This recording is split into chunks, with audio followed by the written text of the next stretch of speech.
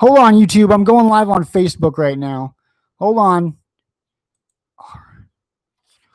The beauty of being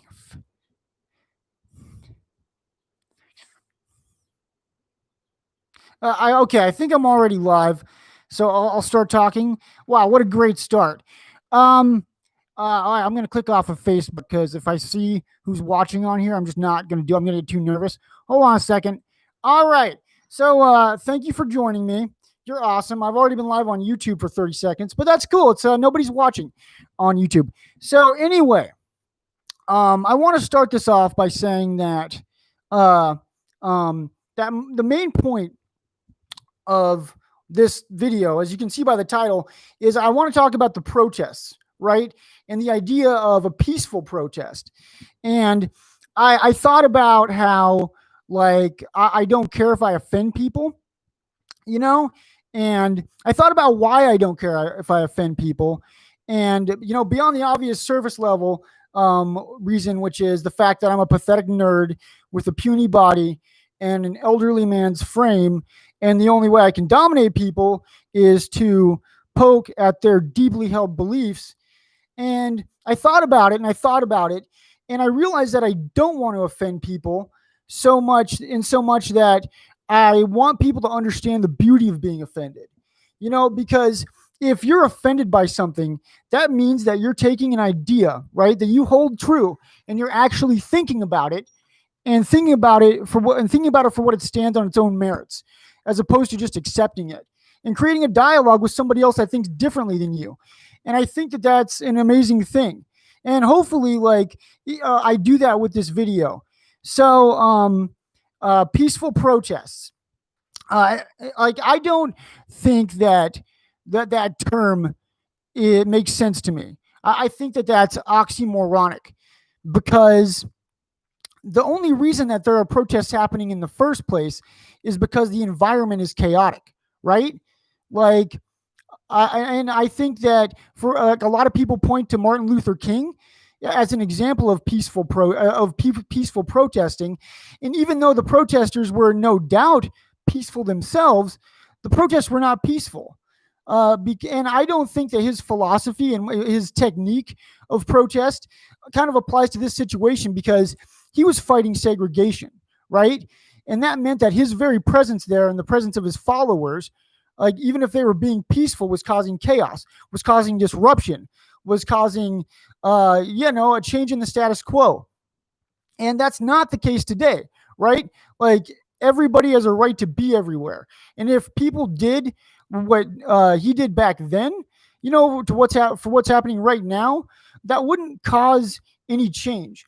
And the main reason that I say that is because I think that there's an uncomfortable truth that all change is profit driven. Ultimately, all that matters to those in power is if you cost them money. That's it. His activism, King's activism, was obviously important, but what caused the Civil Rights Act to be passed were the riots in response to his death. What was the fact that it was costing the state money to control the protesters? That's the only thing that got the government to budge. And I think that that's the sad reality of now, and that's not to say that it's not unfortunate what's happening, and I want to say that, I am probably going to piss some people off because my thoughts on this are very inconsistent. I kind of do understand both sides, even though I do ultimately side with the protesters, because, like I said, I think all change is profit driven. You got to be violent. Or not necessarily violent, but you got to do things that cost money, right? I think that's all that matters. I've made that point. And I think that I kind of want to speak to the other side, because whenever I've gotten into the trenches on Facebook about the protests, a lot of people respond just kind of like a knee-jerk reaction of saying, oh, if you don't support the protests, you must not support, or you must not think what happened to those people, Ahmaud Arbery, George Jones, countless others, unfortunately, that you must not think that matters, right? And I think that that's bullshit. That's very flawed logic. Just because you don't support the means of protest doesn't mean you don't support the motives of the protesters.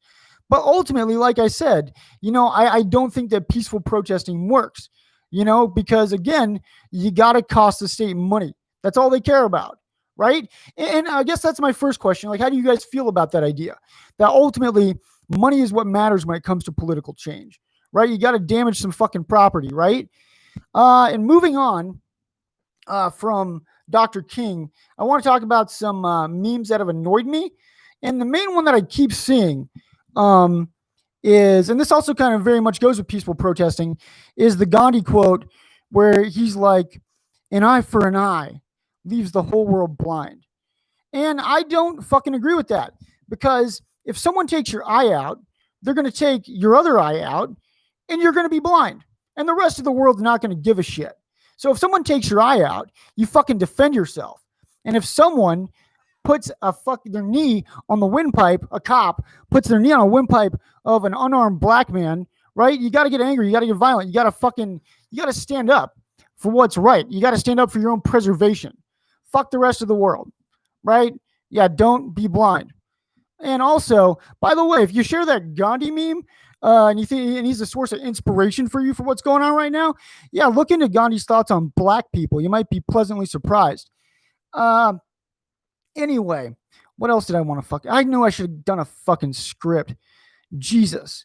Sorry, no blaspheming. I guess the one main form of protest that I have a problem with, that I've seen people defend, is blocking traffic. Because even though, like, with the riots, there's obviously some injustice going on. It's not just giant corporations that are affected. Small businesses are being affected. That sucks. But the spirit of that is still pointing up, right? It's still trying to get at the oppressors, at the justice system that doesn't give a shit about those people. But when you block traffic, all you're doing is stopping people on the same social level you are from earning a living. That's the phrase I was looking for, earning a living. And to me, like, no matter what your cause is, if you block traffic and you stop people from getting to work, I think what you're really saying is that you have rich parents and you've never had to work a day in your fucking life. And by the way, this isn't exclusive to the left wing. A bunch of right wing COVIDiots did this in Indiana, and that one really fucking annoyed me because, like, okay, what they're protesting, right, is the government saying that they have to stay inside and that they can't earn a living. And how they're doing that is by preventing people from earning a fucking living. And, I was in special ed. I almost got held back. But god damn, I can't imagine going through life being that stupid. Like, and yeah, and I don't support that. I don't think that kind of protesting points up. I saw a lot of people share that meme. I'm sure you've seen it. And what are your thoughts on that? Like blocking traffic. What are forms of protest that you think are or aren't acceptable? And what do you think about protest being profit driven, or change mainly being profit driven as opposed to being peaceful? And I guess the one thing I really want to end on, because I'm almost at 10 minutes, my ability to bullshit for a long time just continues to amaze myself. It's the idea that like peaceful protesting is an oxymoron.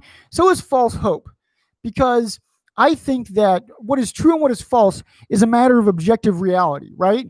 I am wearing a red shirt right now. If you say I'm wearing a blue shirt, that's not true. I'm wearing glasses. If you say that I'm not wearing glasses, I guess I just took my glasses off to prove, wow, what an idiot.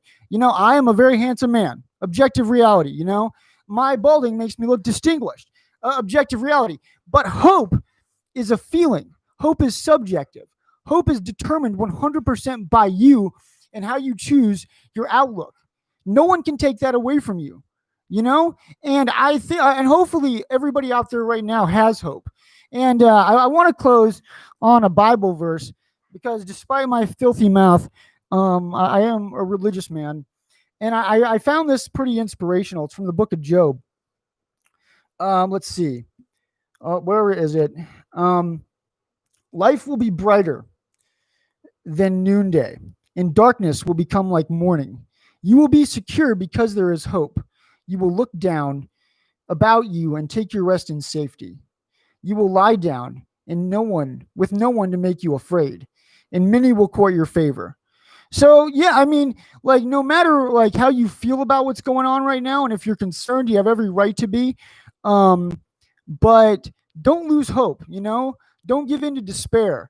Like I hope when you go out this morning and you interact with people that you're a light. Smile at them, ask them how they're doing, make them laugh. Have hope. Be hopeful. Be grateful for today. And I guess I just want to kind of run through all the bullet points of what I want to ask you guys before I end the video. So, question number one. Yeah, do you think all protesting is profit driven? Right? Is that really the main impetus for change? Question number two. Do you think peaceful protesting works? Is that an effective method of protesting? And if so, why? And what are some examples of that? Number three, like, how would you? No, never mind. Fuck number three. Anyway, yeah, thanks for watching. Have a great day, guys. My throat fucking hurts. It's because I've been talking to myself like an idiot, like rehearsing this video in my head. And oh my, it's just, geez Louise. Anyway, yeah, you guys have a good day.